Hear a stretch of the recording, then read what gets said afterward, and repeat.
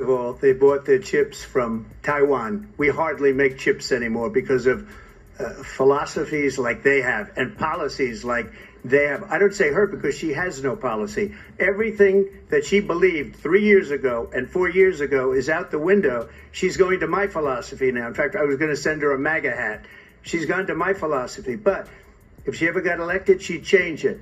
And it will be the end of our country. She's a Marxist. Everybody knows she's a Marxist. Her father's a Marxist professor in economics, and he taught her well. But when you look at what she's done to our country, and when you look at these millions and millions of people that are pouring into our country monthly, where it's, I believe, 21 million people, not the 15 that people say, and I think it's a lot higher than the 21. That's bigger than New York State pouring in. And just look at what they're doing to our country. They're criminals. Many of these people coming in are criminals. And that's bad for our economy, too. You know, you mentioned before, we'll talk about immigration later. Well, bad immigration is the worst thing that can happen to our economy. They have, and she has, destroyed our country with policy that's insane. Almost policy that you'd say they have to hate our country. President Trump is talking about how the United States used to make its own computer chips, which are really important parts for things like computers and phones. But now, instead of making them here, we're getting a lot of them from other countries like Taiwan. He says the reason we don't make chips here anymore is because of bad decisions made by past leaders, politicians who didn't focus on keeping jobs in America. For barbers, this matters because when jobs go away, people lose work, and when people don't have jobs, they have less money to spend. This means they might not come in as often to get haircuts or services like shaves, which could affect your income as a barber. Trump also mentions Kamala Harris and claims she doesn't really have her own ideas. He says she's copying his plans, but if she becomes president, she could change everything in a way that might hurt America. He calls her a Marxist, which is a complicated word for a type of government that he says is dangerous for the economy. In simpler terms, he thinks that if she follows her current ideas, it could make things worse for small businesses, including barbershops. Now, here's where it gets really important for barbers, barber schools, and even students learning to become barbers. Trump talks about something called immigration. Immigration is when people from other countries come to live and work in America. He believes that a lot of people coming into the country right now are not following the rules and that many of them are criminals. Trump says these people could be taking jobs away from Americans, especially jobs that people from minority communities like African Americans and Hispanics might need. For barbers, this could mean more competition for work in the community, and some barbershop clients might feel unsafe if they believe crime is rising in their area. This might also make people less likely to go out and get services like haircuts. If the economy is struggling and the government isn't managing immigration well, barbers could see fewer customers. For example, if there's too much competition for jobs, people might not have extra money to spend on haircuts. This could hurt barbershops, especially in neighborhoods where people are already struggling to make ends meet. Even barber schools could be affected because students might find it harder to get jobs or start their own shops after graduation if the economy isn't strong. Trump also says bad immigration policies could lead to more crime. If crime goes up, it could hurt communities, and barbershops might suffer because fewer people will feel comfortable going out or spending money. For barbers who have worked hard to build their businesses, this kind of environment could be really challenging. Now think about how this affects barbers on a daily basis. If fewer people are getting haircuts, that's less money coming in. This could make it harder to pay for shop rent, supplies, or even take care of your family. Barbershops are often the heart of their communities, especially in smaller towns or urban neighborhoods. When the economy and local businesses struggle, it can make it harder for these shops to survive. For students in barber schools, a bad economy could mean fewer opportunities to open their own shops or find good jobs after they graduate. Learning to be a barber is a valuable skill, but you need customers to practice your trade and grow your business. If people in your area don't have enough money to spend on haircuts, or if the community is struggling, it can make it harder to find success as a barber. That's why Trump is saying it's important to have strong policies that protect American jobs and keep the economy growing. He believes that if the country is doing well financially, barbershops will have more clients, students will find more job opportunities, and barbers will be able to build thriving businesses. Trump is suggesting that if Kamala Harris were to lead the country with policies that he thinks will weaken the economy, barbers, along with other small business owners, will feel the negative effects. So, if you're a student learning to become a barber or you already own a barbershop, these are the kinds of issues you'll want to pay attention to. Strong economic policies, whether it's about making products in the U.S. or managing who comes into the country, can directly impact how busy your shop is and how successful you can be in the future. Barbers are part of the community, and when the economy is strong, everyone can benefit. But when things go wrong, like Trump is warning, barbershops and other small businesses could suffer. I want to turn to the issue of abortion. President Trump, you've often touted that you were able to kill Roe v. Wade. Roe v. Wade is a famous Supreme Court case from 1973. This case established women's legal right to have an abortion in the United States. The ruling made it unconstitutional for states to ban abortions outright, protecting a woman's right to choose. Trump often talks about how he helped overturn Roe v. Wade in 2022, which gave individual states the power to make their own laws about abortion.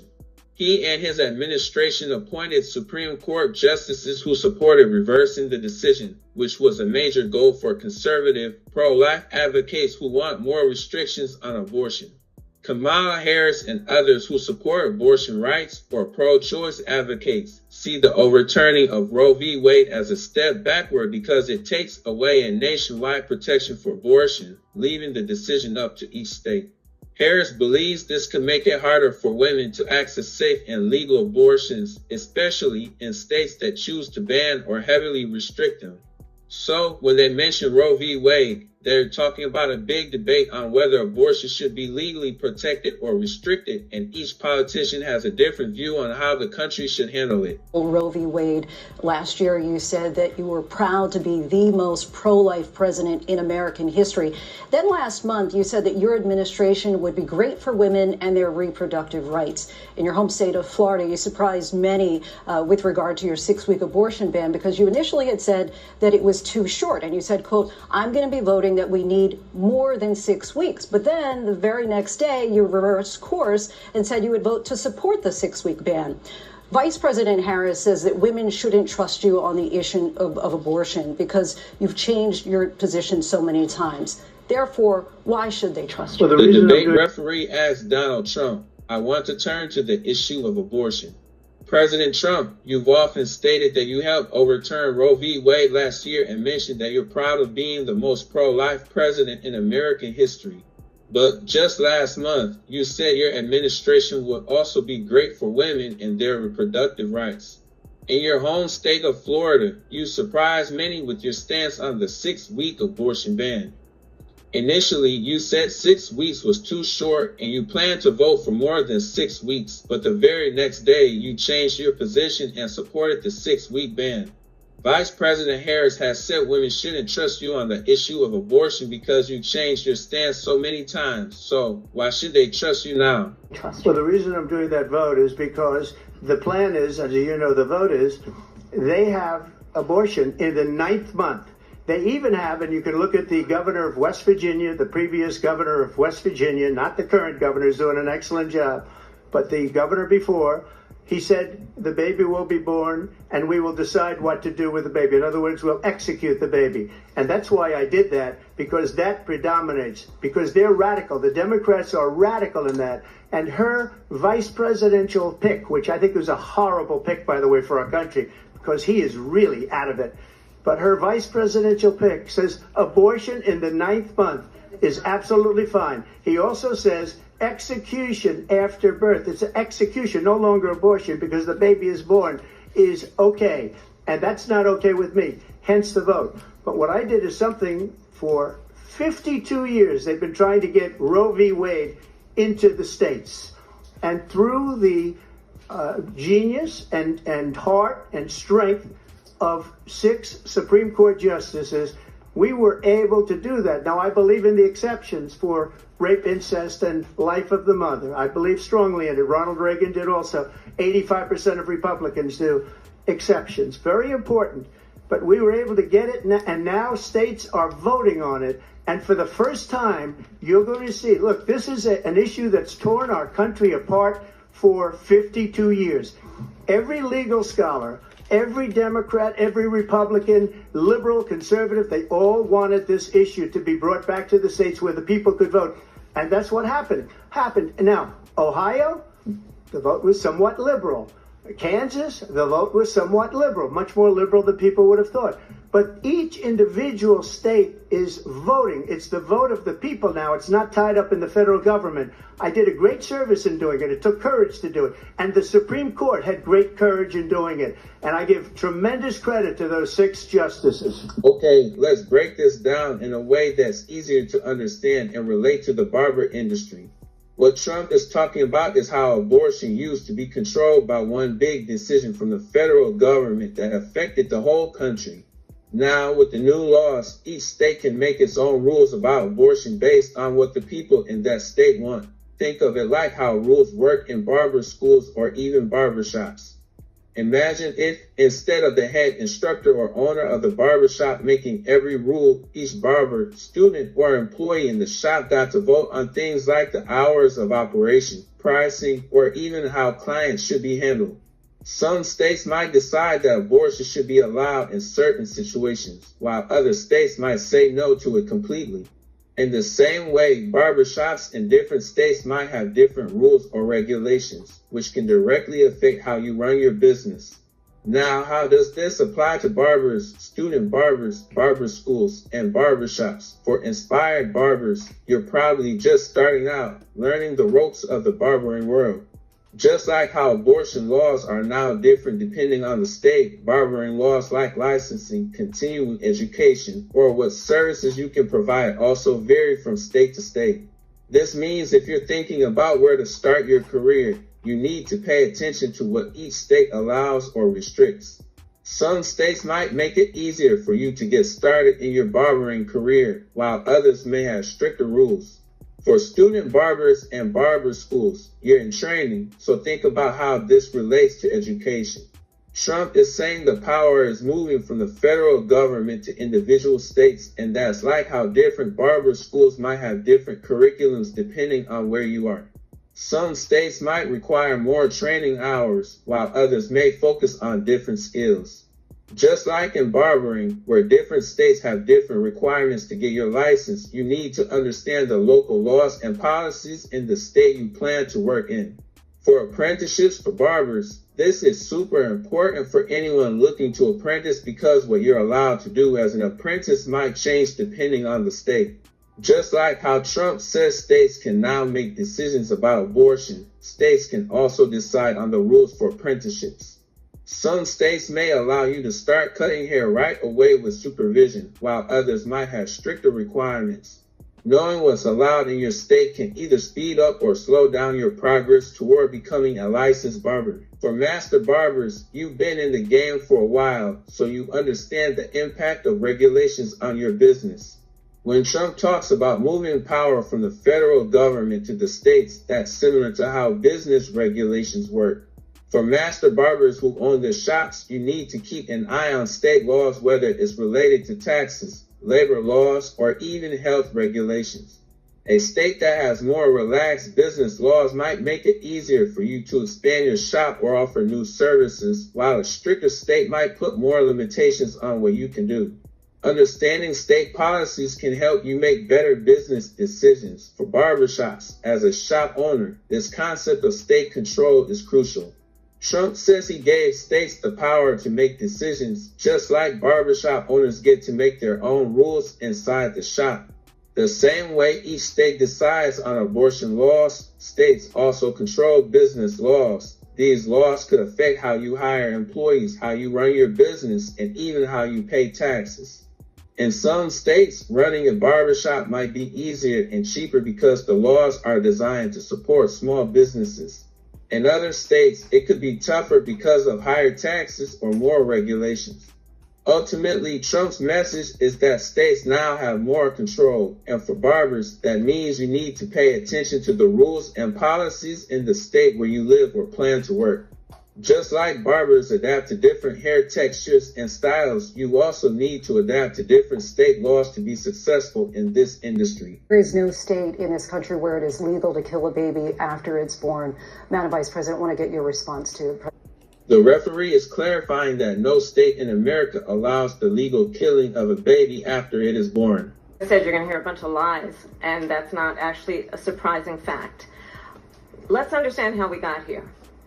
Donald Trump hand-selected 3 members of the United States Supreme Court with the intention that they would undo the protections of Roe v. Wade. Remember, Roe v. Wade was a rule made a long time ago by really important judges. This rule said that if a woman didn't want to have a baby, she could go to the doctor and stop the baby from being born. This rule was for the whole country, so no state could say no to it. Donald Trump helped change that rule. Now, instead of the whole country having the same rule, each state can make its own rules about whether women can stop having a baby or not. Some states might say it's okay, and others might say it's not allowed. Kamala Harris doesn't like that the rule changed.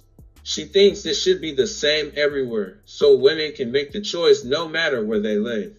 So when they talk about Roe v. Wade, they are talking about a rule about whether women can choose to have a baby or not, and each person has a different idea about what should happen.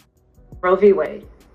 And they did exactly as he intended. And now in over 20 states, there are Trump abortion bans, which make it criminal for a doctor or nurse to provide health care. In one state, it provides prison for life. Trump abortion bans that make no exception even for rape and incest, which understand what that means. A survivor of a crime, a violation to their body, does not have the right to make a decision about what happens to their body next. That is immoral. And one does not have to abandon their faith or deeply held beliefs to agree. The government, and Donald Trump certainly, should not be telling a woman what to do with her body. I have talked with women around our country. You want to talk about this is what people wanted? Pregnant women who want to carry a pregnancy to term, suffering from a miscarriage, being denied care in an emergency room because the healthcare providers are afraid they might go to jail, and she's bleeding out in a car in the parking lot. She didn't want that. Her husband didn't want that. A 12 or 13-year-old survivor of incest being forced to carry a pregnancy to term. They don't want that. And I pledge to you, when Congress passes a bill to put back in place the protections of Roe v. Wade, as President of the United States, I will proudly sign it into law. But understand, if Donald Trump were to be reelected, he will sign a national abortion ban. Understand, in his Project 2025, there would be a national abortion, a monitor that would be monitoring your pregnancies, your miscarriages. I think the American people believe that certain freedoms, in particular the freedom to make decisions about one's own body, should not be made by the government. Kamala began by saying that you'll hear a lot of lies in debates. This means some people might say things that aren't true just to win arguments. In barbering, it's important to know the truth about your craft and the rules. She talked about how Donald Trump chose judges who changed important laws about women's rights. It's similar to how rules in a barber school can change depending on who's in charge. When those rules change, it affects everyone learning to be a barber. Kamala mentioned that some states have strict laws making it illegal for doctors to help women in certain situations. Imagine if a barber couldn't fix a customer's hair because of a strict rule that wouldn't be fair. She emphasized that it's wrong to force someone to make decisions about their own body, especially after a traumatic experience. Everyone should have the right to choose what happens to their body, just like they choose their hairstyle. Kamala shared stories about women facing serious challenges, like being denied care in emergencies. If a barber sees someone in trouble, they should be able to help without worrying about getting in trouble themselves. She promised that if she becomes president, she will restore protections for women's rights. For barbers, this is like ensuring that there are fair rules to help you do your job well. Finally, Kamala said that decisions about one's own body shouldn't be controlled by the government. Just like barbers should have the freedom to choose how they style hair, people should have the freedom to make their own life decisions.